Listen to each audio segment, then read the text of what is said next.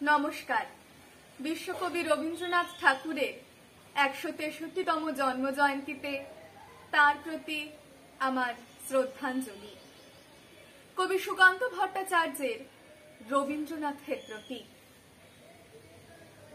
এখনো আমার মনে তোমার উজ্জ্বল উপস্থিতি, প্রত্যেক নিভৃত ক্ষণে মত্ততা ছড়ায় যথারীতি। এখনো তোমার গানে সহসা উদ্বেল হয়ে উঠি, নির্ভয়ে উপেক্ষা করি জঠরের নিঃশব্দ ভ্রুকুটি। এখনো প্রাণের স্তরে স্তরে তোমার দানের মাটি সোনার ফসল তুলে ধরে। এখনো স্বগত ভাবাবেগে মনের গভীর অন্ধকারে তোমার সৃষ্টিরা থাকে জেগে। তবুও ক্ষুধিত দিন ক্রমশ সাম্রাজ্য গড়ে তোলে, গোপনে লাঞ্ছিত হই হানাদারি মৃত্যুর কবলে।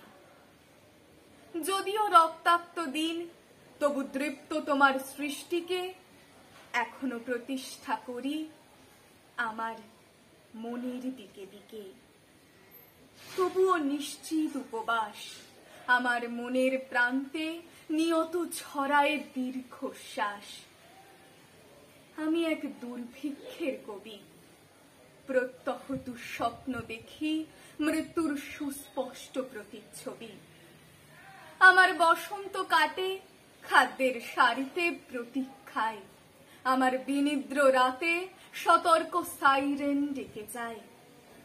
আমার রোমাঞ্চ লাগে অযথা নিষ্ঠুর রক্তপাতে, আমার বিস্ময়ে জাগে নিষ্ঠুর শৃঙ্খল দুই হাতে। তাই আজ আমারও বিশ্বাস শান্তির ললিত বাণী শোনাইবে ব্যর্থ পরিহাস। তাই আমি চেয়ে দেখি প্রতিজ্ঞা প্রস্তুত ঘরে ঘরে, দানবের সাথে আজ সংগ্রামের তরে। ধন্যবাদ।